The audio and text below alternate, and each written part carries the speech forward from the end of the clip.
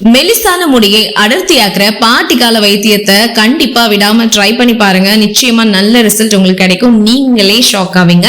வாங்க வீடியோக்குள்ள போய் தெரிஞ்சுக்கலாம். ஹாய் ஃப்ரெண்ட்ஸ், முடி வளர்ச்சி ஒரு புறம் நல்லா இருந்தாலும் அடர்த்தியும் வேணும் அப்படின்னு நினைக்கிறவங்க இந்த பாட்டிக்கால குறிப்பை ஃபாலோ பண்ணுங்க. முடி உதிர்வு அதிகமா இருக்கு அப்படின்னு கவலைப்படுறீங்களா? அது சரியாகிடாது. சரியான பராமரிப்பு இருந்தா அதை நம்ம என்னன்னா தீவிரமாகாம அதை தடுக்க முடியும். ஏற்கனவே ரொம்ப மெல்லிசா இருக்க கூந்தல வச்சிருக்கவங்க முடி அடர்த்தியாக்குற விஷயங்கள்ல கவனம் செலுத்தணும். ஏன்னா தினமும் ஷாம்பு வச்சு தலைக்கு குளிக்கிறது, அதிக ரசாயனம் கலந்த பொருட்களை தயாரிக்கிறதும் கூட முன்கூட்டியே நிறையையும் முடி மெலிவுறதையும் பாத்தீங்கன்னா உண்டாக்கிடும். முடிய குழந்தை மாதிரி பராமரிக்கணும். அப்போதான் முடி வலுவா அடர்த்தியா மாறும். இதுக்கு உங்க வீட்டுல இருக்கிற பொருட்களே போதுங்க. உங்க மெலிந்த முடிய அடர்த்தியாக்குற வீட்டு வைத்தியத்தை பத்தி பாத்துடலாமா? வாரத்துல 2 நாள் எண்ணெய் தேய்ச்சி கொள்ளுங்க. தினசரி எண்ணெய் வைக்கலனாலும் பரவாயில்ல. வாரத்துல 2 நாள் மெலிஞ்ச முடிக்கு மசாஜ் பண்ணணும். இந்த மசாஜ் எண்ணெய் வீட்லயே தயாரிச்சுக்கோங்க. சுத்தமான தேங்காய் எண்ணெய் அது போதுங்க. இல்லைன்னா நெல்லிக்காய் எண்ணெய், ஆம்லா சொல்லுவாங்க இல்லையா, அந்த ஆம்லா எண்ணெய் நீங்க யூஸ் பண்ணிக்கலாம். இது உச்சந்தலையை குளிர்ச்சியா வச்சு முடி வளர்ச்சியை ஊக்குவிக்க ரொம்பவே ஹெல்ப் பண்ணும். அடுத்ததான் நெல்லிக்காய் கலந்த தேங்காய் எண்ணெய், வெந்தயம், கருஞ்சீரக விதைகள், கறிவேப்பிலை சேர்த்த எண்ணெய் இதெல்லாம் நீங்க யூஸ் பண்ணலாம். இந்த எண்ணெயை காய்ச்சி கண்ணாடி பாட்டில நீங்க வச்சுக்கிட்டீங்கன்னா வாரத்துல 2 நாள் தவிர்க்காம கூந்தலுக்கு மசாஜ் பண்ணணும். அதுக்கப்புறம் தலைக்குளியல் நீங்க மேற்கொள்ள மைல்டு ஷாம்பு யூஸ் பண்ணுங்க. ஆரோக்கியமான ஹேர் பேக், ஆமாங்க, வாரத்துக்கு ஒரு முறையாவது நீங்க ஹேர் பேக் யூஸ் பண்ணுங்க. சமையலறையில இருக்கிற பொருட்களே அதுக்கு போதும். முட்டையோட மஞ்சள் கறி இருக்கு பாத்தீங்களா, அது, கொத்தமல்லி இலை, அப்புறம் கருவேப்பிலை, இஞ்சி, வெங்காயச்சாறு இப்படின்னு இருக்கிற பொருட்களை வச்சு நீங்க ஹேர் பேக் தயார் பண்ணிக்கலாம். இது முடி மெலியறதை தடுக்குது. அது மட்டும் இல்லாம அதை வலிமையாக்கவும் செய்யுங்க. முட்டையோட மஞ்சள் கறி, எலுமிச்சை சாறு சேர்த்தா வாடை குறையும். அதுக்கு பதிலாக கொத்தமல்லி இலைகளை அரைச்சும் கூட நீங்க யூஸ் பண்ணலாம். வெங்காயம் அண்ட் இஞ்சி சாறு உச்சந்தலையிலையும் மயிர்கால்களையும் பாத்தீங்கன்னா நுனி வரையிலையும் நீங்க தடவலாம். கறிவேப்பிலை இன்னுமே நன்மை பயக்கும். இன்னொன்னு பாத்தீங்கன்னா முன்னோர்கள் இன்னொன்னு என்ன சொல்லணும்னா, நம்மளோட முன்னோர்கள், நம்மளோட பாட்டி காலத்துல நம்மளோட அம்மா எல்லாம் என்ன பண்ணுவாங்கன்னா கூந்தலுக்கு வலு கொடுக்க கறிவேப்பிலையை தான் யூஸ் பண்ணிருக்காங்க. சரிங்களா? தலைமுடியை இப்படி வாஷ் பண்ணும் அப்படிங்கறத பார்த்தலாம். வாரத்துக்கு ஒரு டைம் ஷாம்பு யூஸ் பண்றது மூலமா முடியை சுத்தம் பண்ணலாம். ஆனா தொடர்ந்து இதை நீங்க யூஸ் பண்ணாதீங்க. ஒரு நாள் மட்டும் ஷாம்பு யூஸ் பண்ணுங்க. மற்ற நாட்கள்ல பால், சீயக்காய், தயிர் எல்லாம் முல்தானி மிட்டி இந்த மாதிரி தண்ணீர்ல கலந்து அப்படியே முடியை அலசி எடுக்கலாம். அதாவது நான் சொல்றது இந்த மயில் ஷாம்பு கூட இது எல்லாத்தையும் மிக்ஸ் பண்ணி கூட நீங்க பண்ணலாம். சரிங்களா?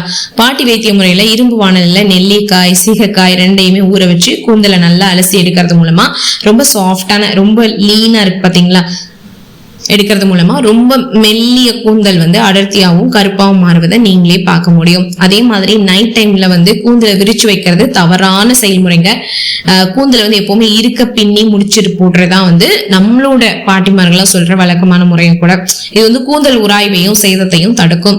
தூங்குறதுக்கு முன்னாடி தலைமுடிய தளர்வான பின்னல் இல்லைன்னா போனிடைல் அந்த மாதிரி கூட நீங்க இருக்க காட்டிக்கலாம்.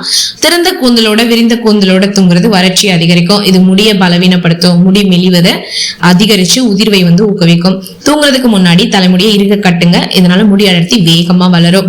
அடுத்ததா கண்டிஷனர் யூஸ் பண்றதை அவாய்ட் பண்ணுங்க. உண்மையில முடி ரொம்ப மெல்லிஷ இருக்கணும் அப்படின்னா கண்டிஷனரை தவிர்க்கணும். கெமிக்கல் நிறைந்த கண்டிஷனர்கள் உங்க முடியை ரொம்ப இன்னுமே பாத்தீங்கன்னா மெல்லிசாக்கிடும். ஸோ இதுக்கு ஷாம்பு செஞ்சதுக்கு அப்புறம் கற்றாழை ஜெல்னா தயிரை இயற்கையான கண்டிஷனரா நீங்க அதை யூஸ் பண்ணிக்கலாம். முடியோட இயற்கையான சீரமைப்பு மேற்கொள்ள தயிரே போதுங்க. முட்டையோட வெள்ளை கருவும் கண்டிஷனரா செயல்படும் தான். ஆனா ரொம்ப ஸ்மெல் எடுக்குமே, அதனால அதை நீங்க அவாய்ட் பண்ணிடுங்க.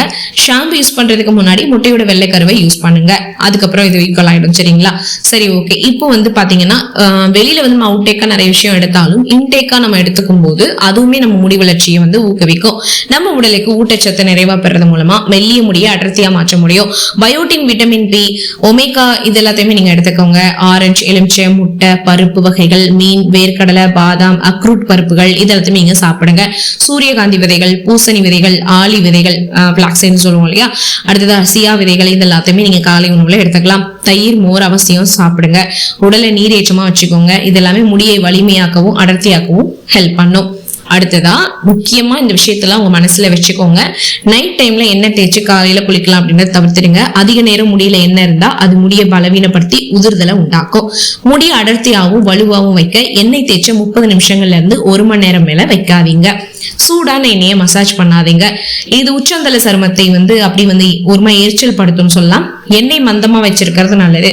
மசாஜ் செஞ்சதுக்கு அப்புறம் கூந்தலை நீராவி பண்றது, அதாவது ஸ்டீம் பண்றது அதோட துளைகளை வந்து திறக்க உதவும். இப்ப நம்ம ஃபேஸ்க்குலாம் வந்து ஸ்டீம் பண்றோம்ல, அந்த மாதிரிதான் மந்தமான நீர்ல துண்டை நினைச்சு அதுக்கப்புறம் கசக்கி கூந்தல்ல போத்திடுங்க.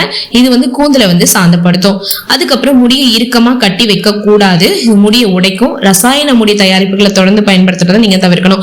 ஏன்னா முடியை வந்து நைட் டைம்ல இறுக்கமா கட்டிக்கோங்க. மற்ற டைம்ல, அதாவது ஈரமா இருக்கும்போது நீங்க முடியை வந்து இறுக்கமா கட்டாதீங்க. அதைத்தான் நான் சொல்ல வரேன். அதாவது குளிச்சதுக்கு அப்புறம், சரிங்களா? அதுக்கப்புறம் வந்து பாத்தீங்கன்னா ஹேர் ட்ரையர் வந்து தவிர்த்துடுங்க.